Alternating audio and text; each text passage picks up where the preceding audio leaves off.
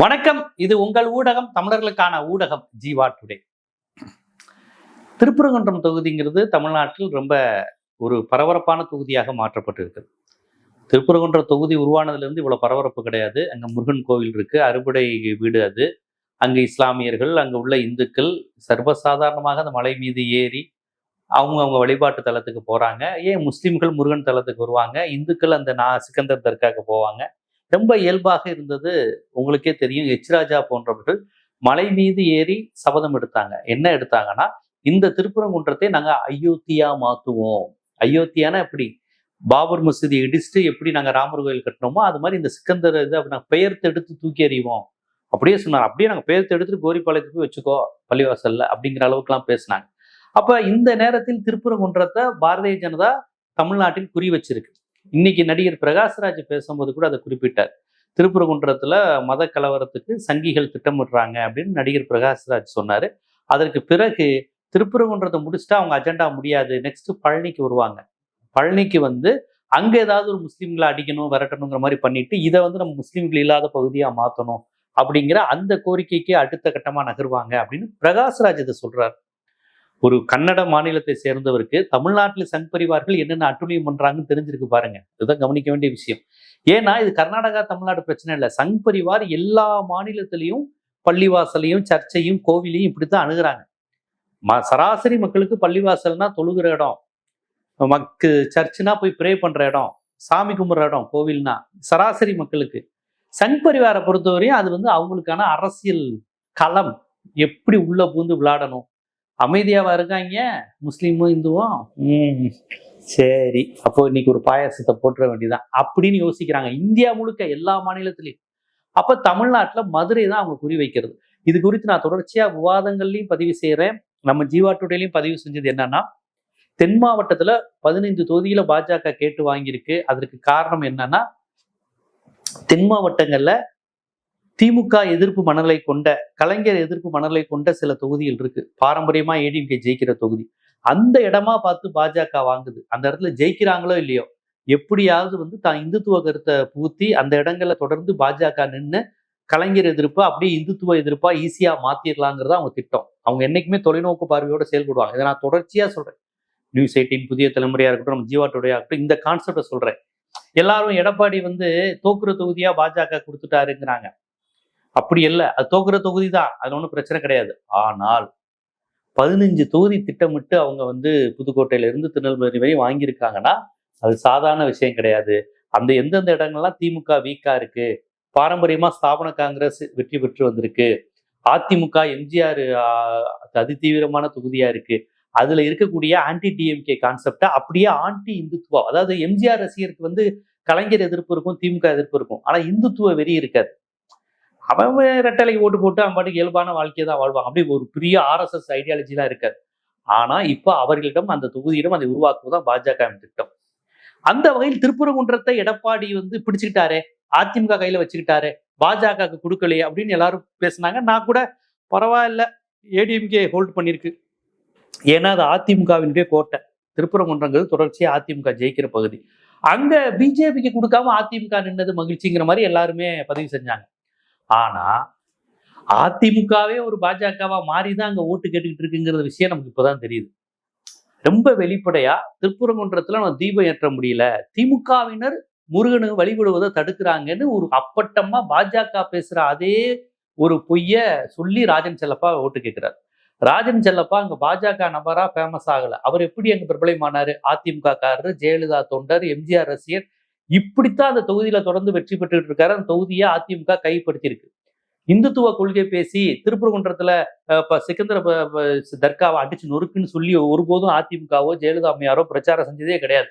ஆனால் இப்ப ராஜன் செல்லப்பா பாஜகவினர் மாதிரி சிக்கந்தர் தர்காங்கிற மாதிரி சொல்றாரு. கிட்டத்தட்ட திருப்பரங்குன்றத்துல தீபம் நம்ம பாரம்பரியமா ஏத்துன இடத்துல ஏத்தணுங்கிறாரு. பாரம்பரியமா ஏத்திக்கிட்டு தான் இருந்தது, அதை கெடுத்ததே சங் பரிவார் தான். தேவையில்லாம போய் பள்ளிவாசல் பக்கத்துல ஏத்தணும், தர்கா பக்கத்துல ஏத்தணும்னு போய் பிரச்சனை பண்ணதே அவங்க தான்.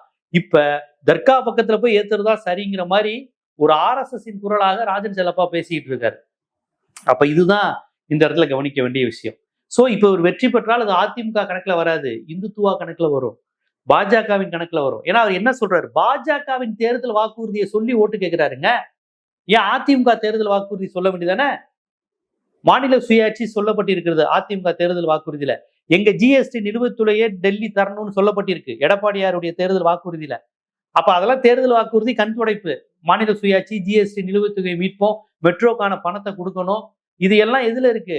எடப்பாடியோட தேர்தல் வாக்குறுதியில இருக்கு அதிமுக. ஆனா அதை சொல்லி ராஜன் செல்லப்பா ஓட்டு கேட்கல. பிஜேபியோடைய தேர்தல் வாக்குறுதியான திருப்பரங்குன்ற தீபத்தில் நம்ம தர்கா பக்கத்துல இது பண்ணுவோம், அதுக்குதான் நம்ம தீபம் ஏற்றணும், அதை தடுக்கிறாங்க திமுகவினர்னு பாஜக சொல்ற தேர்தல் வாக்குறுதியை சொல்லி ஓட்டு கேட்கிறாங்க. அப்ப அந்த இடத்தில் ஏடிஎம்கே கேண்டிடேட் நிக்கிறதா கணக்கில் எடுத்துக்கொள்ள கூடாது. இப்ப மக்களிடம் நம்ம என்ன சொன்னா, இதுவரை எந்த இந்து மக்களும் சிக்கந்தர் கிட்ட போய் தான் தீபம் ஏற்றணும்னு சொல்லல. அதுக்கு சின்ன சான்று என்னன்னா, இந்த கலவரம் செய்வதற்காக வந்த சங் பரிவார் இருக்காங்கல்ல, அந்த இந்து மக்கள் கட்சி, இந்த மாதிரி கட்சிகள்லாம் வந்து பண்ண போது திருப்பரங்குன்றத்தில் உள்ள எந்த இந்துவும் அந்த மக்களுக்கு ஆதரவா போய் நிக்கல. வாங்க திருப்பரங்குன்ற மலையை மீட்போம், சிக்கந்தர் மலையாக்குறாங்க அப்படி இப்படின்னு இவங்க சொன்ன போது ஒருத்தர் வரல. ஒரு இந்து, ஒரு முருக பக்தர் அவங்க பக்கத்துல போல. அது மட்டும் இல்லாம தமிழ்நாடு கவர்மெண்ட் நடவடிக்கை எடுத்து கலவரம் செய்ய வந்த சங் பரிவாரை கைது செய்த போது மக்கள் கைத்தட்டினர். அங்க உள்ள பூக்கூட வச்சிருக்கிறவங்க இது பண்ண எல்லாமே இந்துக்கள். உண்மையான முருக பக்தர்களுக்கு தெரியுது, இது வழக்கம் போல நம்ம ஏத்திக்கிட்டு தானே இருக்கோம், சிவன் கோயில் பக்கத்துல ஏத்திக்கிட்டு, பிள்ளையார் கோயில் பக்கத்துல ஏத்திக்கிட்டு தானே இருக்கிறோம், இதுல என்ன பிரச்சனை, இவங்க ஏன் போய் முஸ்லிம் சென்று கிண்டல் பண்றாங்க, சீண்டி விடுறாங்கன்னா சராசரி இந்து பையனா அவன் உண்மையில கடவுள் நம்பிக்கை உள்ளவன். முருக பக்தர்கள் உண்மையான கடவுள் நம்பிக்கை கொண்டவர்களுக்கு இது பிரச்சனையே கிடையாது. அவன் இயல்பா கும்பிட்டுக்கிட்டு தான் இருக்கிறாங்க. இவங்க சங்கிகள் வேணும்னே பள்ளி சர்க்கா பக்கத்துல போய் தான் ஏத்துவோன்னு பிரச்சனை பண்றாங்கன்னு அங்க உள்ள திருப்பரங்குன்றத்தில் உள்ள முருக பக்தர்களுக்கு தெரியுது. இப்ப ராஜன் செல்லப்பா ராமரவிக்குமாரா மாறி இந்து மக்கள் கட்சியா மாறி அதிமுகங்கிற திராவிட கட்சியிலிருந்து விலகி ஒரு பிஜேபிக்காரராகவே மாறி அந்த கலவரக்காரர் மாதிரியே சொல்லி சொல்லி ஓட்டு கேட்கிறார். அப்ப இந்த இவருக்கு விழுகிற ஒவ்வொரு ஓட்டும் தமிழ்நாட்டுல பாஜகவுக்கு விழுகிற ஓட்டு, பாஜகங்கிற கட்சிக்கு விழுகிற ஓட்டு கிடையாது. RSS கருத்தியலுக்கும் இந்துத்துவ கருத்தியலுக்கும் கிடைக்கின்ற ஓட்டு. இந்த விழிப்புணர்வை திருப்பரங்குன்றம் வாக்கு மக்கள் பெறணும். நீங்க அதிமுக ஓட்டு போடுங்க, ஆனா நிக்கிற கேண்டிடேட் அதிமுக கிடையாது. அவர் தான் மாப்பிள்ள, போட்டிருக்க சட்ட RSS அப்படிங்கிற மாதிரியான நிலையில் தான் இன்று அதிமுக வேட்பாளர் திருப்பரங்குன்றத்தில் இருக்கிறார் என்பதற்கு நான் ஒன்னும் பெரிய வலிந்து சாட்சி சொல்லணும். அவர் ராஜன் செல்லப்பாவே ஓப்பனா பேசிக்கிட்டு வர்றாரு, இந்த மாதிரி நாங்க வந்து திருப்பரங்குன்ற தீபத்தை ஏற்றுவோம்னு சொல்லிதான் வாக்கு கேட்கிறார். இந்த நிலையில் பிரேமலதா அவர்கள் அந்த கிருத்திகா தங்கபாண்டியன், திமுக வேட்பாளர் கிருத்திகா தங்கபாண்டியன் ஓட்டு கேட்கிறாரு. அவர் கேட்கிறாரு, திருப்பரங்குன்ற தொகுதி மக்களின் வாழ்க்கை தரத்தை உயர்த்துவோம்னு சொல்லி ஓட்டு கேட்பீங்கன்னு பார்த்தா 24 நேரம் மலையில தீபம் ஏத்தணுமா வேணாமா, தீபம் ஏத்தணுமா வேணாமா ஓட்டு கேட்கறீங்களே அப்படின்னு அவங்க சொல்றாங்க. திருப்பரங்குன்றத்துல தீபம் ஏத்துவோம், வழக்கமா ஏத்திக்கிட்டு இருந்ததுல ஏத்துவோம், அதுல எந்த பிரச்சனையும் கிடையாது. திருப்பரங்குன்றத்தில் முருகனுக்கு தீபம் ஏற்றுவதில் எந்த பிரச்சனையும் வராது, அதெல்லாம் நம்ம ஏற்றுவோம். அதோடு முக்கியம், இந்த மக்களுடைய வாழ்க்கை தரத்தை, திருப்பரங்குன்றத்தில் உள்ள பிரமலை கல்லர்கள், முஸ்லிம்கள், அகமுடியர்கள், நாயுடுகள், பிள்ளைமாறுன்னு எல்லா ஜாதி எல்லா மதத்தை சேர்ந்த மக்களும் நல்லா இருக்கணும், அந்த வாழ்க்கை தரம் உயரணும்னா நிறைய மக்கள் நல பணிகள் செய்திருக்கக்கூடிய கிருத்திகா தங்கபாண்டியனுக்கு உதயசூரியன்ல ஓட்டு போடுங்கன்னு பிரேமலதா பேசியிருக்கிறாங்க. இது ரொம்ப ரொம்ப வேல்யூ பாயிண்டா நான் பாக்குறேன். இது திமுகவினரோ இடதுசாரிகளோ விடுதலை சிறுத்தைகளோ பேசினா கூட இவங்க எப்பயும் இந்துத்துவாக்கு எதிராக பேசுவாங்கன்னு சொல்லலாம். இப்ப பிரேமலதா அவர்கள் நீங்க சொல்லக்கூடிய இந்த ஐடியாலஜியோட அவர் பேசுவது கிடையாது. அவர் ஒரு பாப்புலிஸ்டிக் தாட்ல எல்லா மக்கள்கிட்டையும் எல்லா இதையும் பேசக்கூடியவர் தான். அவர் ரொம்ப அழகா சொல்றாரு. அவர் ஒரே ஒரு கேள்வி கேட்கிறாரு, திருப்பரங்குன்றத்தில் தீபம் ஏத்துவோம்பா, இந்த திருப்பரங்குன்ற தொகுதி மக்களுடைய வாழ்க்கை தரத்தை ஏத்தணும்ல, அதுக்கு தானே எலெக்ஷன் பிரேமலதா கேட்டிருக்கிறாங்க.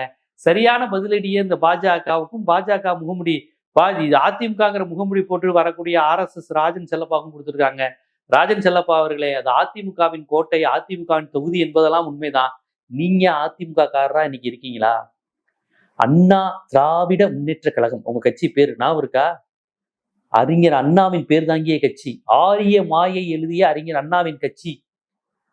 திமுகவின் இருமொழி கொள்கைதான் எங்கள் கொள்கை என்று சொன்ன எம்ஜிஆர் அவர்களின் கட்சி, பெரியாரின் 100ஆண்டு விழாவை கொண்டாடிய கட்சி, 69 விழுக்காடு இடஒதுக்கீடை காப்பாற்றிய ஜெயலலிதா அம்மையாரினுடைய கட்சி. இன்னைக்கு ராஜன் செல்லப்பா பாஜகவின் தேர்தல் அறிக்கையை வாசித்துக் கொண்டிருக்கிறார். அப்ப ஒரு அதிமுக காரரு அதிமுக ஓட்டு போடுற அந்த பாரம்பரியத்தில் நீங்கள் ஓட்டு போடணுமா? அதிமுகவை அழித்து விட்டு ரெட்டலையை தின்னுட்டு அந்த இடத்துல பாஜக வருது அப்படிங்கிற உணர்வோடு எச்சரிக்கையோடு நீங்க வாக்களிக்கணுமாங்கிறத நீங்க மனதில் வைத்துக் கொள்ளுங்கள். பிரேமலதா கேட்ட மாதிரி உங்களுடைய வாழ்க்கை தரம் உயரணுமா? கோவிலையும் கடவுளையும் வைத்து அரசியல் செய்கின்ற இவர்களின் கலவர புத்திக்கு நீங்க பலியாகணுமாங்கிறத நீங்களே திருப்பரங்குன்ற மக்களே யோசிச்சுக்கோங்க அப்படிங்கிறது தான் 2 பேருடைய வாக்கு பிரச்சாரத்தை ஒப்பிட்டு நான் சொல்லுகின்ற செய்தியா இருக்கு. இது போன்ற அரசியல், சமூகம், சினிமா, சட்டம், பொருளாதாரம் போன்ற விழிப்புணர்வு காணொளிகள் உங்களை வந்து சேர்வதற்கு ஜீவா டுடே சேனலை சப்ஸ்கிரைப் பண்ணுங்க. ஆதரவு தான். நன்றி.